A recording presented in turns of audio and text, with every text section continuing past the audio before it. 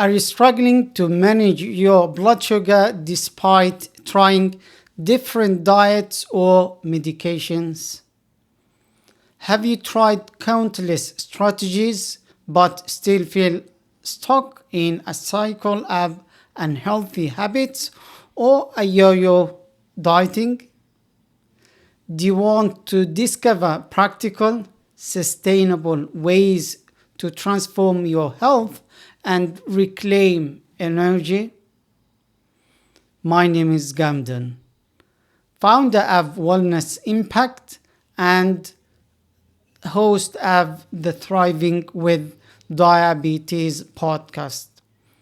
We empower people with type 2 diabetes to achieve diabetes remission and prevent complications, helping them live healthier, happier, and longer lives. In this episode, Courtney Jacobs, a functional nutritionist, joins us.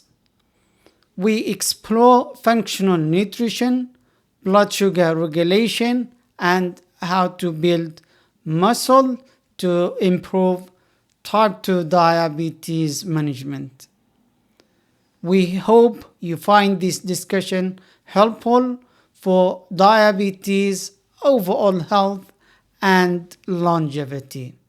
Enjoy this episode, subscribe, and follow us for more expert tips and strategies to thrive with diabetes.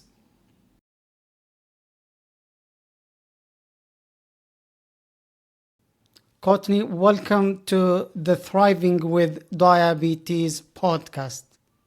Thank you for having me. It's great to have you with us today. Let's start talking about functional nutrition.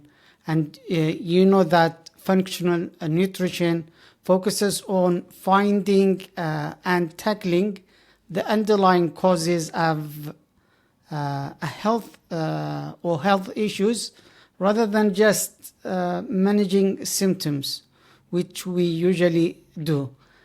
The question is, how does functional nutrition help uncover the root causes of diabetes, and why is this approach more effective than symptom focused treatments? Yeah, great question.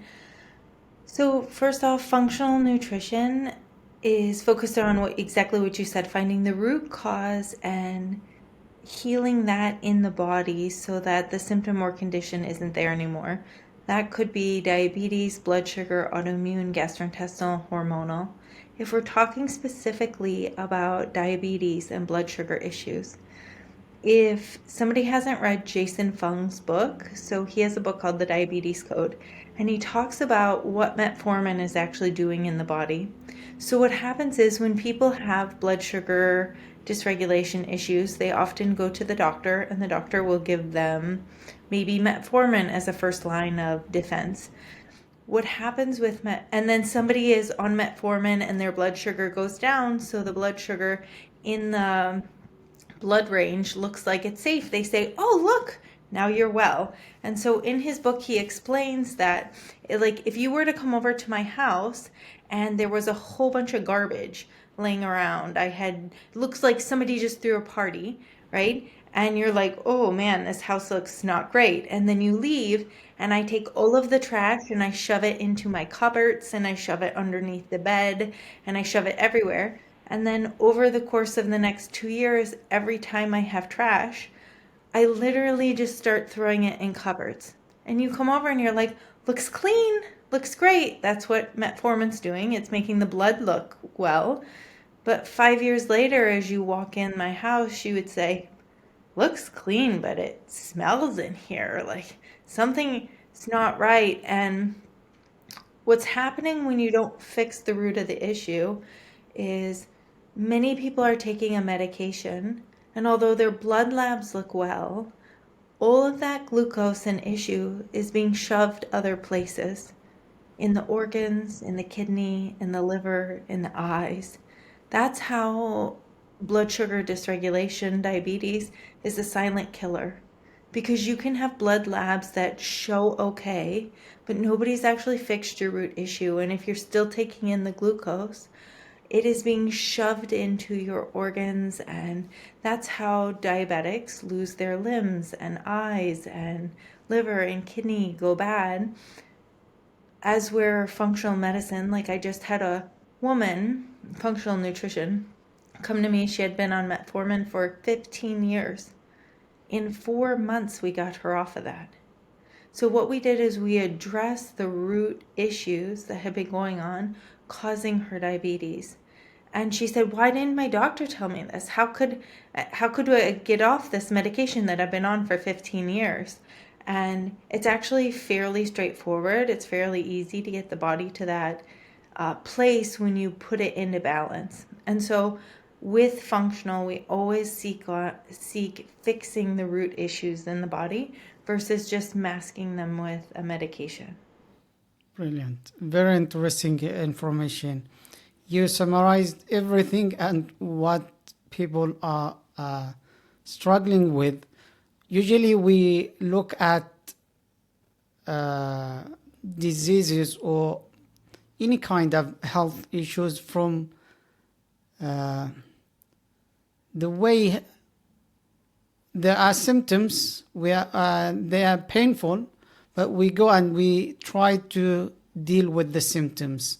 And you mentioned that symptoms is like when you hide something, you cover it, but you are not resolving the issue. So it can come at any point in the future, and is not the right strategy. And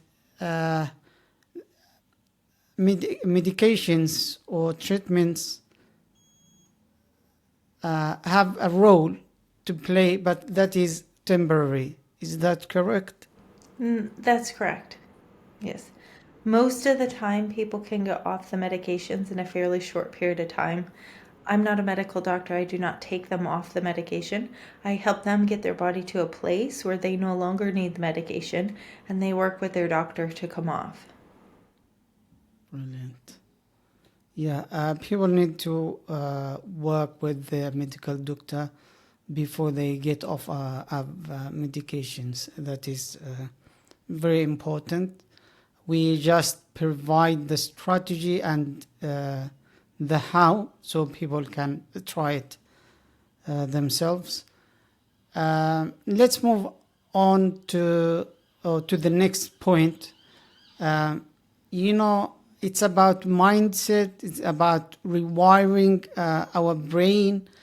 Neural retraining leverages the brain's ability to adapt and form new patterns, which is vital for creating sustainable habits.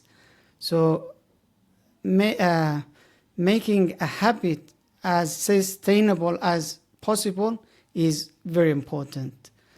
How do you use neuroplasticity and neural retraining to help people break unhealthy habits like binge eating or yo-yo dieting? Yeah, great question.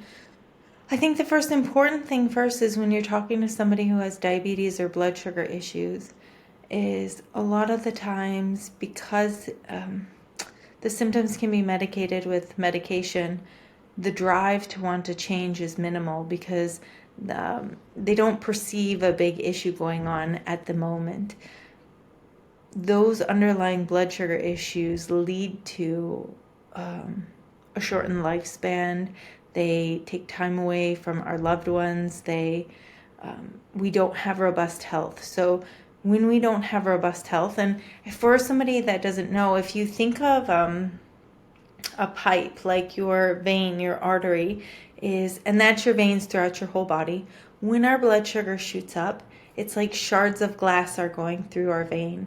And so those shards of glass create damage around the whole artery, and then they have to heal. And so scar tissue closes it, and then blood sugar shoots up and the glass shards come down, and then that creates more scar tissue, and then as that heals, that shrinks.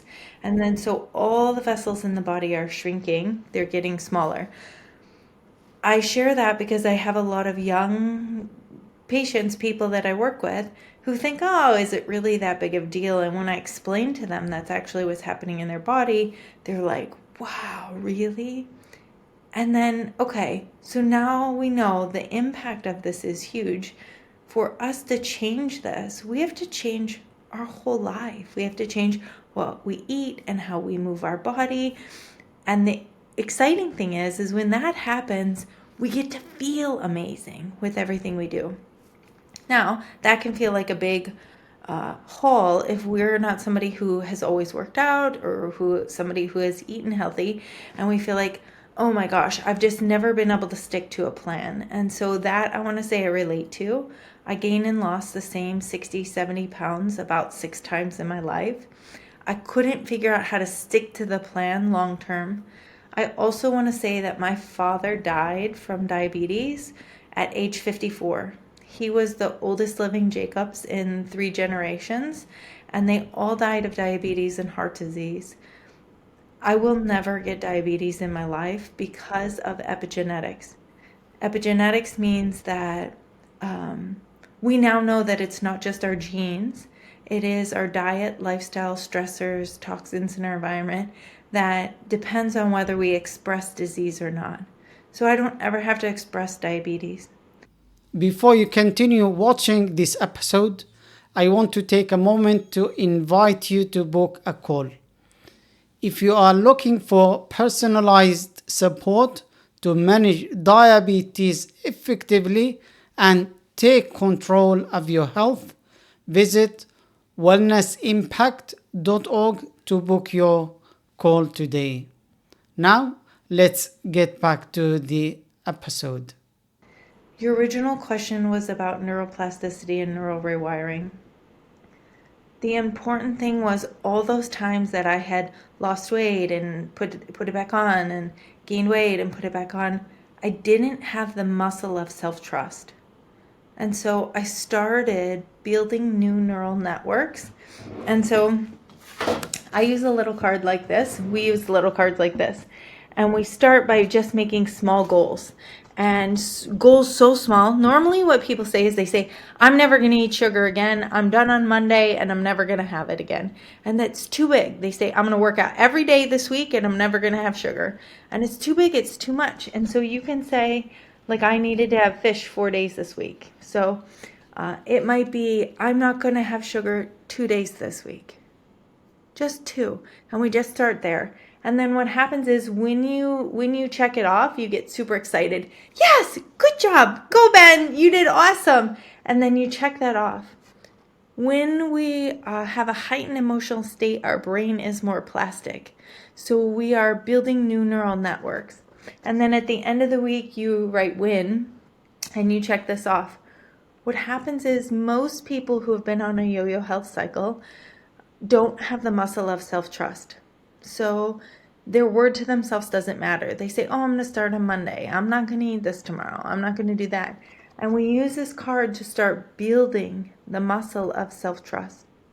What happens is week after week after week, when you start with small, small, small goals, you start building new neural networks of self-trust. Those new neural networks of self-trust will run just as strong as your old ones about not trusting yourself. It just takes time and repetition to build those new neural networks. Brilliant, very interesting. The code you're using is just a tool to help them build habits or healthy habits and make them sustainable. It's very interesting. And is this like a document or a card they need just they can write down what they have to or they want to? Yeah, so they can go to my website or email me and we can send a digital card with the instructions for it. You can also find me on Instagram at Final Key Wellness. Um, and we can send you the instructions for it, or you can make your own card. What it is you start with really small goals, and then you set those off, and then you can send the picture to us, and then you can get your picture put up, and then at the end of the week, everybody takes their picture with their card and their win. It's called a key card. And so the company name is Final Key Wellness, and the final key is always you.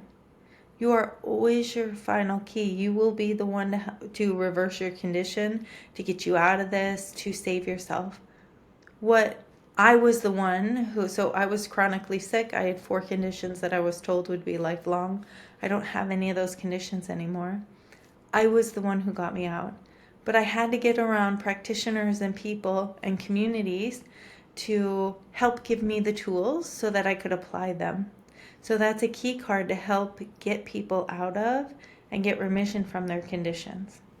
Brilliant. Very interesting. Imagine that you do just one habit a week, just you achieve it, or even one habit a month. So by the end of 12 months, you have 12 healthy habits. That is very interesting. And you mentioned that it's good to break it down into small steps where you build it up. It's a good strategy, because if you try to do everything in one go, maybe the majority cannot do that, so they fail. So it's better to take it in small steps. Someone was saying, if you have got an elephant and you want to eat it, just break it down into small pieces, just to illustrate the point. Very interesting information. Thank you for sharing that. Actually, I want to talk about blood sugar regulation. Managing blood sugar is the core of diabetes care, and personalized strategies often give the best results. Can you share some strategies to help improve blood sugar regulation and maintain consistency? Yeah, I would say one of the most important things that I found was the CGM, a continuous glucose monitor. So I think and that may or may not be available to everybody. I'm going to give tools and things that could be available to everybody. I wore one a couple months ago, and I eat mostly meat and vegetables.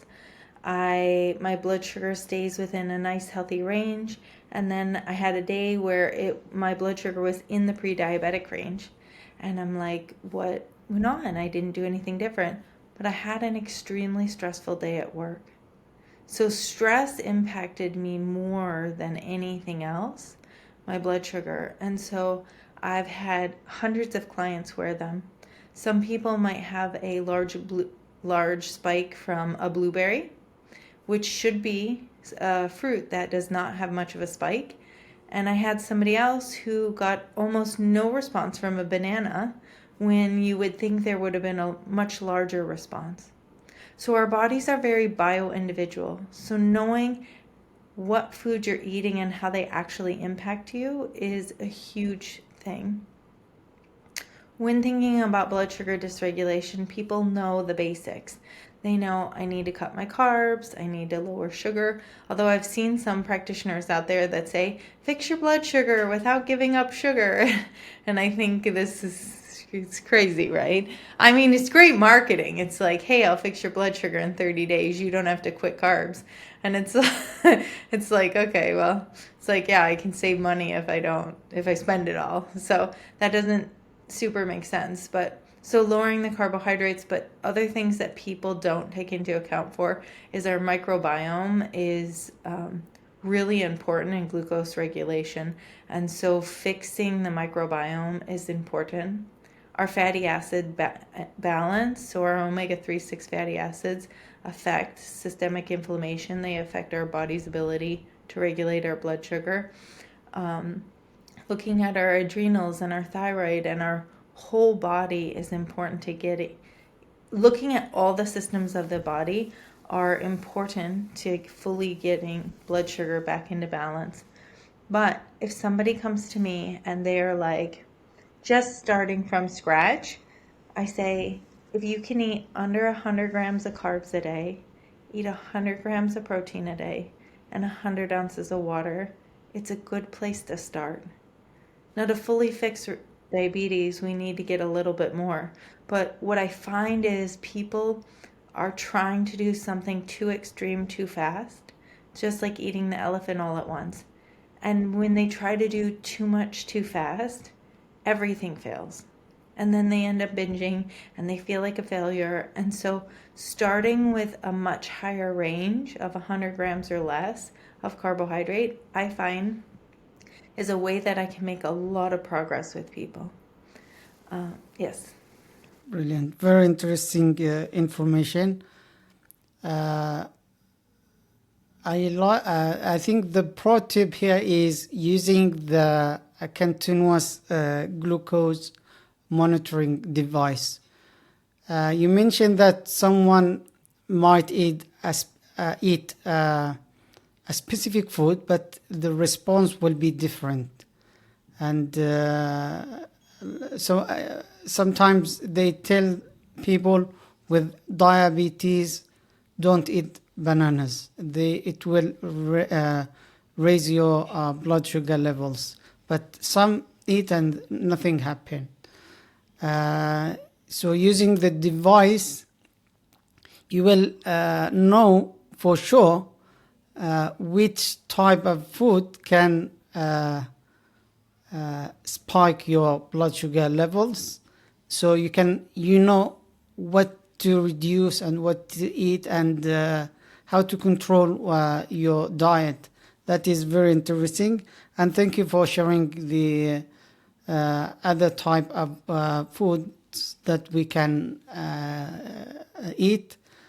I think people don't know or maybe they overlook at the importance of having continuous glucose monitoring.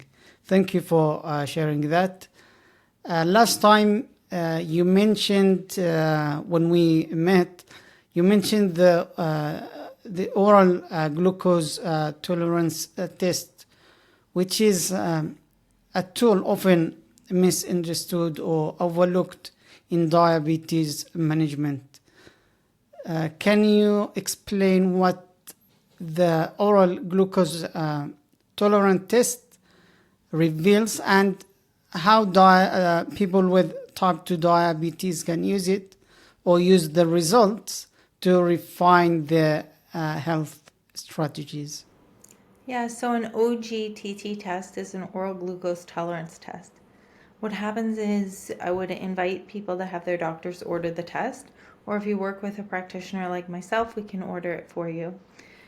How it works is you go into the lab in a fasted state. They test both your insulin and glucose. A lot of times, even if your doctor knows you have diabetes, they're not testing your insulin. So they test both those fasted. Then they give you a sugar solution. They retest again at 1 hour. So we see what is your insulin and glucose spike at the 1 hour. And then they test again at hour 2.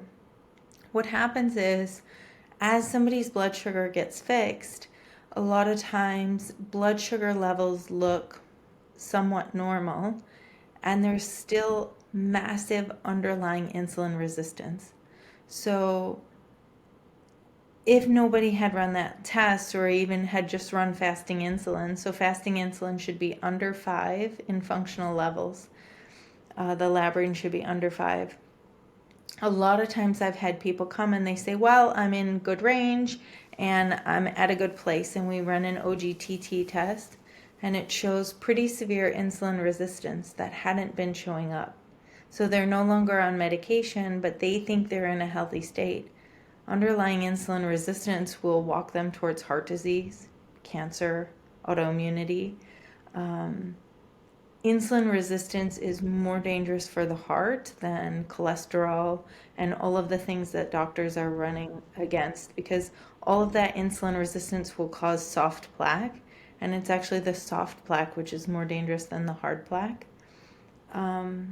So I use that test to find out about true metabolic flexibility and health, right? Not just what are you at a fasted state, but how is your body responding to sugar when it comes into the body. When somebody can pass an OGTT test, that's how we know we have fixed both insulin and their glucose metabolism in their body. Brilliant. Very interesting. Thank you for sharing that information. So people with type 2 diabetes need to do this test through the medical doctor, but how many times, or is it like once a month, once a year, or a few times a year? That depends where they're at in their journey, right? If a healthy person goes in and they get it done and it looks fine, they could maybe get it done once a year, every couple of years. If somebody's working on reversing it, they might get it done every 3 months until their levels are within range. Brilliant. Thank you for sharing that. Before you continue watching this episode, I want to take a moment to invite you to book a call. If you are looking for personalized support to manage diabetes effectively and take control of your health, visit wellnessimpact.org to book your call today. Now, let's get back to the episode. There is another point which is very interesting we want to discuss, which is about building muscle for diabetes. You know that muscle plays a vital role in improving insulin sensitivity and overall metabolic health. Why is building muscle so crucial for people with type 2 diabetes, and what advice do you have for those looking to start strength training? Yeah, so one of the best things that you can do to fix your glucose, your body's response to glucose, is to actually build muscle. When you build muscle, you build more insulin receptors, so our body is more able to use up the glucose that is coming in. A lot of times people are walking, which is a great way to lower their blood sugar after we eat, but we actually have to do weight-bearing activity. Weight-bearing activity is also really important as we age to keep our bones strong.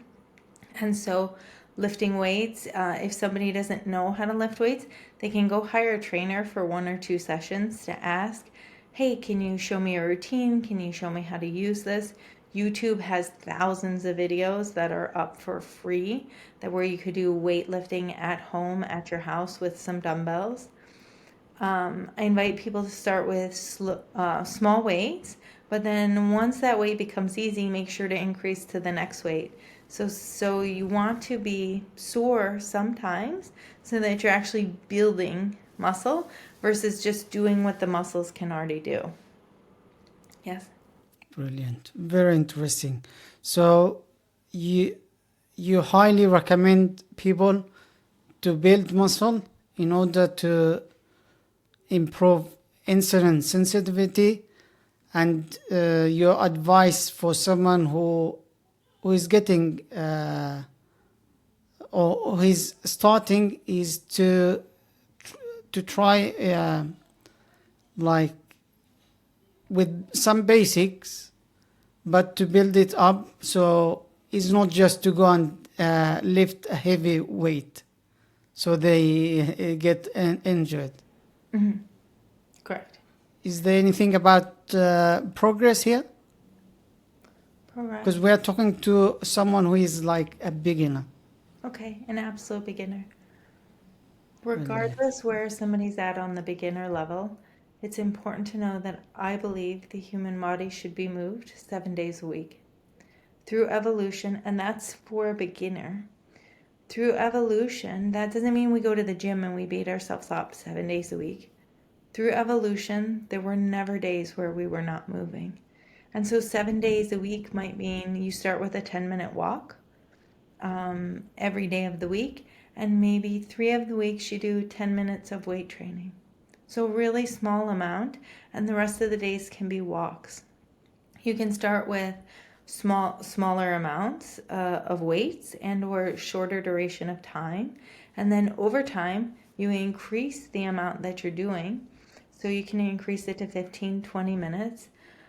After a while, somebody should be doing 30 to 45 minutes 3 to 4 times a week of weight training, and then walking, I would say, on an everyday basis.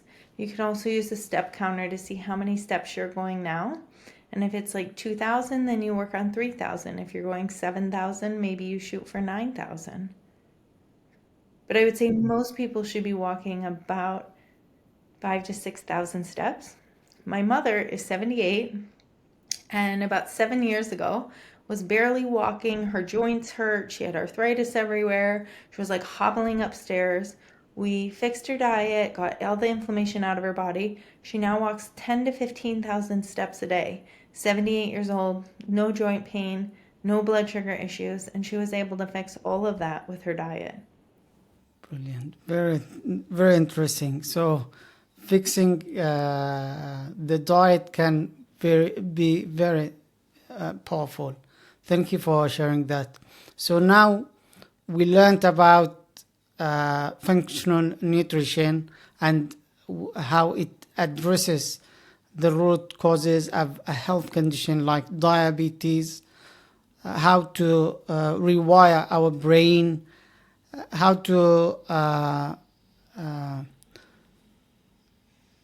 regulate or control our blood sugar levels. We built some habits. So the next step is having a support system. A support system can be with friends, family members, maybe online community, and I think it's going to help to maintain the lifestyle changes. So the question is, why do you believe a support system is essential for lasting health improvements, and how can someone create one? Yeah. What I know for myself from gaining and losing the same 70 pounds, 60 pounds, 6 times, is I was never able to do it on my own. And most people think, I gotta get it together and I'm gonna do this on my own and I don't need people. And my question, what I always say to people is, if you were able to do it on your own, you already would have.